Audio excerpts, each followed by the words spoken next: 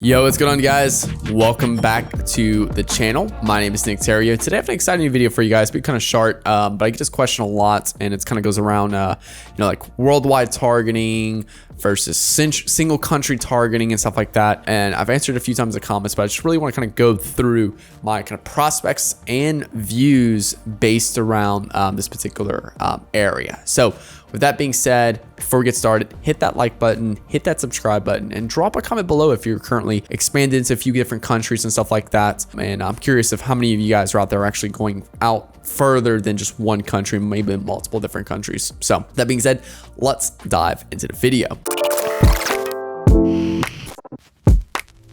So we're currently working with a few brands that are in different countries, not just single countries. And, one of our bigger spenders are doing about 300,000, 400,000 euros per month in revenue with their business. And we've came into their account. We've improved the ROAS by, I think, like 10, 15, 20%. They were already crushing it. Let me leave that out full transparency. They were already crushing it, but they just needed more of an efficient system, and also too, they needed us to essentially come in and basically just take over because they're super busy and they can't run the ads themselves. But long story short, they're crushing it. We improved ROAS to a certain level degree, and then but a big thing is we're actually in that account like 50 to 60% less than before. And that account before was just a mess. It was all over the place. And what we did is we basically consolidated that account. Again, this is an account that is pretty much worldwide. They're in like 10 different countries, like Germany, Russia, UK, Ireland, United States, Canada, like all these, like a lot of big countries, essentially Australia. So New Zealand, things like that. And they had basically a campaign, 2 campaigns for every country, a main campaign, which is like their prospecting or cold audiences, and then they had a retargeting for everyone. So we basically consolidated that account. We basically took all of these campaigns, they had like, I think 20 of them running at a time, and we put it into 2 campaigns. And literally 2 ad sets. Yeah, crazy, I know. And keep in mind, we're spending like $5,000 a day in terms of spin level, and actually less. We're spending like $2,200, $2,300 a day, but we did get up all the way up to about $5,000 a day spend for that particular account. And we basically put into 2 campaigns and 2 ad sets essentially. Campaign 1, which is your prospecting, a CBO campaign at a few $1,000 a day budget, and then we had 1 ad set which had all of the countries stacked, and then we had 1 ad or a few ads essentially in the for the ad perspective right there. And what we did was we consolidated everything down to English, the language, and that was another thing too. Some of them had like different variety, and then we also utilized the Facebook like translation features. So, and then our retargeting campaign, same thing, just had a retargeting creatives inside of it. So basically you have 2 campaigns, 2 ad sets, and we did have more ad sets running in our prospecting campaigns. Just we locked down to that 1 winner, and then we'd test a new one every week. But that 1 winner has just been crushing it to the point where it's like just doesn't make sense. Like we haven't been able to find a new one, and that's totally okay. That's why we do testing. So, and we crushing it, everything like that. So, but we did start splitting things up, and I wanted to bring you guys through down the process of actually what works best for you. And the first question we always get is, do you even need to expand into another country? So I get people that ask me all the time, what country should I start testing? I'm like, where are you based out of? Where's your logistics? Where's your shipping coming from? All that stuff. Granted, we don't work with drop shippers. Like, we need your operations in-house, like, to work with you. That's it. We have better relationship with those type of people working with our agency. So if you're a drop shipper, look, start off in the United States. It makes so much contextual sense to start off with that. So with that being said, where's your logistics coming from? Like, that's a big thing, because people want to expand to other countries too quickly and realize how profitability is different in every country. We were shipping to Australia for this one particular brand, and Australia, we needed like a 2.5, 3x ROAS to break even, where a typical break even is like 1.5. And the reason why the difference is because of how extreme the shipping rates were. And we typically do free shipping for a lot of our orders. So you need to look at it from that logistical standpoint right there. Shipping costs. Shipping costs is the number one reason why. Second is taxes. Taxes rates different by country, and that can also affect you at some level as well. I'm not a tax expert right there. That's one area that I'm very, lacking very much in that area. So just be worried too about specific tax rates for certain countries as well. It's something else you need to look at before you expand to a new country. So you gotta look at your shipping and you gotta look into your taxes. Now, the third thing is, are you going to need to create, so like a European creative might be slightly different than a USA creative. And that's because you got to look at it from the perspective of the buyer. A 25-year-old male in the USA may look different than a 25-year-old male in the Euro area, and different culture values, different belief system, different style as well. So you got to look at that perspective as well. So when we consolidated everything into 2 campaigns, we were able to do it because we weren't branching our creative and we weren't branching our language, and that's the 2 biggest things when you start to expand to other countries: language and creative, basically how you portray it. So you can test your winning creative for USA in other countries, but just again, don't expect it to crush it the same way in the USA.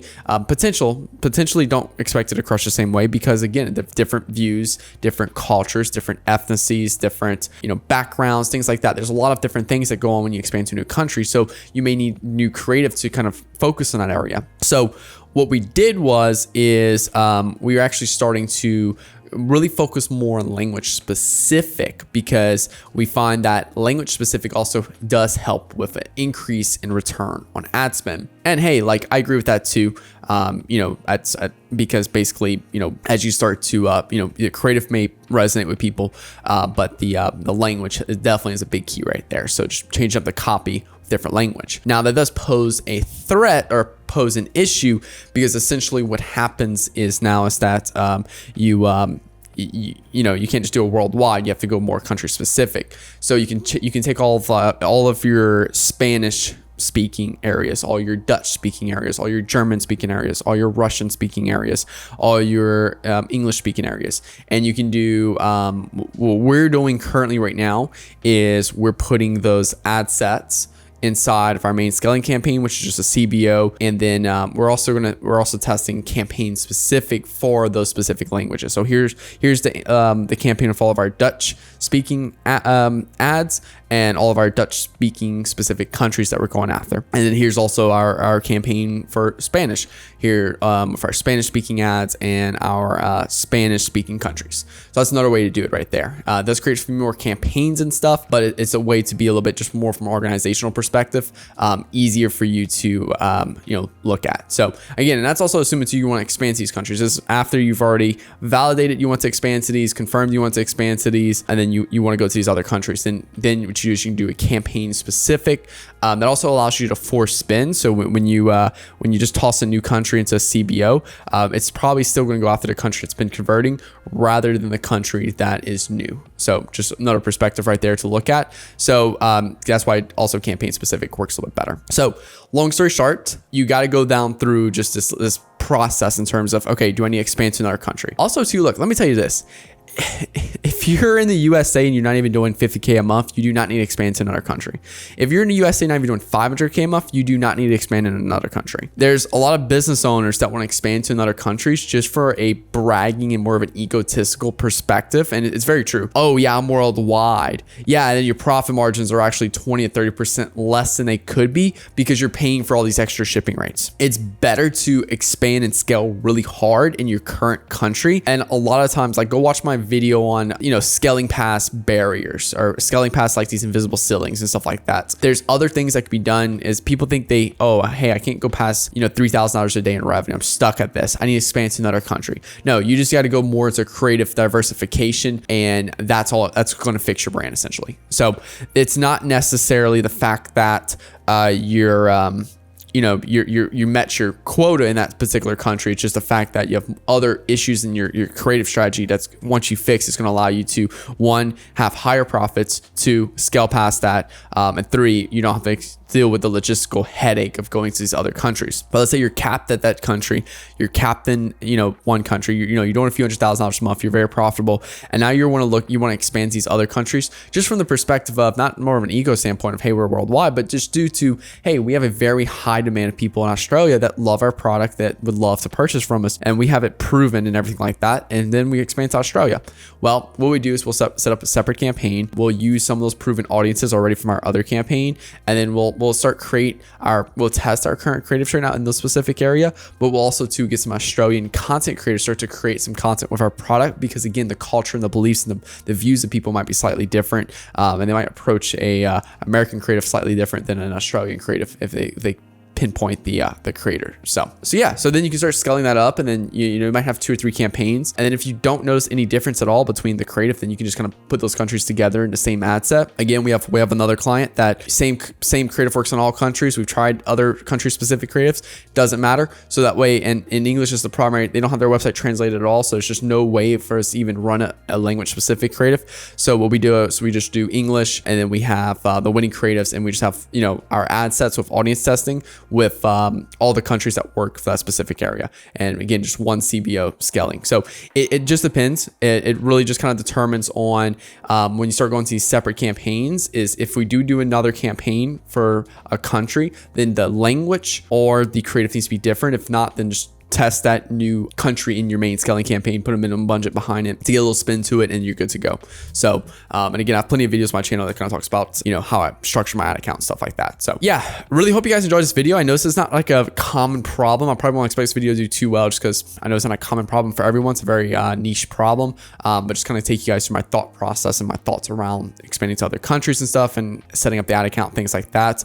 Didn't really show a visual because I know people who are experiencing this problem are very high levels, so I know that they could easily kind of articulate what I said and do that in that account. So yeah, really hope you enjoyed this video, guys. Make sure you drop a like and a comment below. Comment what other countries you're expanded into. How was that process for you? Give me a little insight into your issues with that, how that worked and went for you. And yeah, thank you guys so much for watching this video. If you're making over 50K a month with your ecom business, click the link below to book a call with me and my team. We help multiple businesses scale to 6 to 7 figures a month. Love to help you do the same with your business. We'll do a strategy call, put a strategy together for your business. You can take and run with it, or you have the option to work with us if you choose. If you're making less than 50K a month, hit that subscribe button. Stay watching my videos, because I am very transparent with a lot of stuff, and like to really kind of educate you guys as much as possible. So thank you guys for watching. My name is Nick Theriot, and I am out. Peace.